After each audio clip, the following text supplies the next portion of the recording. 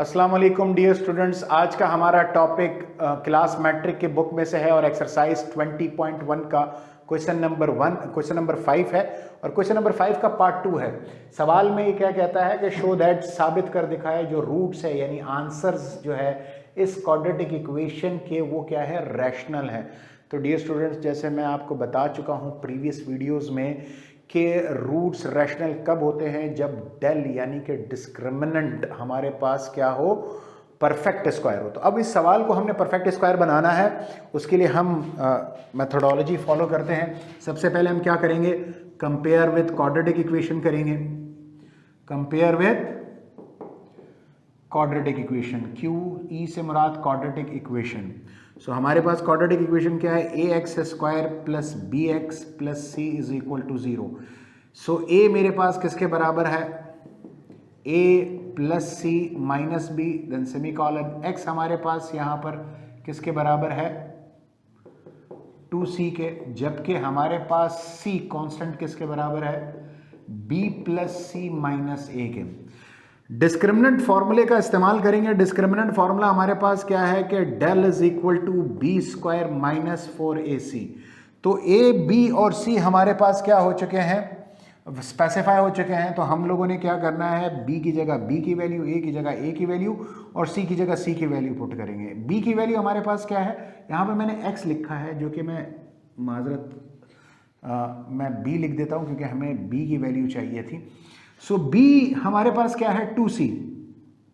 तो b की जगह हमारे पास 2c होल स्क्वायर 4 फॉर्मूले का, a की जगह हमारे पास क्या है, a plus C minus B, और इसी तरह c की जगह हमारे पास क्या है, b plus C minus A है। डियर स्टूडेंट्स, जब भी ब्रैकेट के अंदर दो चीज़ें मल्टीप्लाई हो रही हो और स्क्वायर हो तो क्या होता है कि स्क्वायर अलग अलग डिस्ट्रीब्यूट हो जाता है। तो 2 का स्क्वायर 4 और c का स्क्वायर c स्क्वायर 4 माइनस 4 बाहर। अब इस ब्रैकेट को इस ब्रैकेट से मल्टीप्लाई कीजिए, a into B A B आ जाएगा, a into C A C, a into A minus आ जाएगा then a square, c into B plus B C, c into C plus C square minus then c into A minus A C. And then दूसरी line में हम लेकर चलते हैं, minus को plus से मल्टीप्लाई करें तो क्या आ जाएगा, minus b into B B square, minus into plus minus b into C B C, minus into minus plus b into A A B. यहां पे ब्रैकेट क्लोज हो गया। अब dear students, del 4c square minus 4, यहां पे देखेंगे A B और A B तो क्या बन जाएंगे, 2ab। क्या बन जाएंगे, 2ab। एंड देन उसके बाद plus A C minus A सी, दोनों एडिटिव इनवर्सेस है, कैंसिल हो जाएंगे। एडिटिव इनवर्सेस जब कैंसिल होते हैं तो आंसर क्या आता है, 0। तो इन दोनों के ऑपरेशन के बाद आंसर क्या आएगा, 0। 0 लिखना जरूरी नहीं है, ठीक। उसके बाद plus B C minus B C, दोनों हमारे पास क्या है, एडिटिव इनवर्सेस है, कैंसिल। सो उसके बाद क्या रह जाएगा, minus A square plus C square minus B square आ जाएगा, ठीक। डियर स्टूडेंट्स, अब हम यहां पे एक लाइन को ड्रॉ कर लेते हैं ताकि सेग्रीगेशन रहे। सो हमारे पास क्या आ जाएगा, del is equal to 4c square minus 4 को मल्टीप्लाई कीजिए, माइनस 8ab, माइनस को माइनस से मल्टीप्लाई करेंगे तो क्या बन जाएगा, प्लस 4। या अगर हम इस सवाल को इस तरह कर लेते हैं, इसको थोड़ा सा रब अप कर लेते हैं और एक काम और कर सकते हैं जो कि इजी मेथड है। हम यहां से 4 और 4 को क्या कर लेते हैं, कॉमन ले लेते हैं। सो जो कि सवाल आसान बन जाएगा स्टूडेंट्स आपके लिए। 4 को कॉमन लीजिए तो हमारे पास क्या रह जाएगा, c स्क्वायर माइनस अंदर 2ab minus a square plus C square minus B square रह जाएगा, ठीक। अब माइनस बाहर है ब्रैकेट के, मल्टीप्लाई कर दीजिए, 4 को आपने कॉमन ले लिया, C square minus 2ab minus into minus plus A square minus into plus minus C square minus into minus plus B square.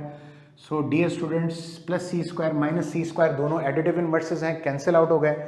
तो उसके बाद हमारे पास क्या बच जाएगा, 4 ए स्क्वायर को तरतीब के साथ लिखिए, A square minus 2ab plus B square. ये ऑलरेडी एक फेमिलर फॉर्मूला है जो कि आप लोग इससे आशना है, मालूम है आप लोगों को इस चीज़ का। तो ये क्या बन जाएगा, 4a minus B whole square बन जाएगा। तो डियर स्टूडेंट्स, डेल हमारे पास परफेक्ट स्क्वायर बन गया। कैसे, दो वैल्यूज है, एक 4 भी 2 का परफेक्ट स्क्वायर है, a minus B already perfect square हो गया। तो अब यहां पे रूट्स क्या साबित हो गए, जब डेल साबित ये हो गया कि रैशनल डेल का आंसर हमारे पास परफेक्ट स्क्वायर आ गया, तो ये साबित हो चुका है कि इसके जो रूट्स है वो रैशनल है। क्यों, because of this perfect square. So फिर हम एक जुमला लिख देंगे कि this has been proved that the roots of the above equation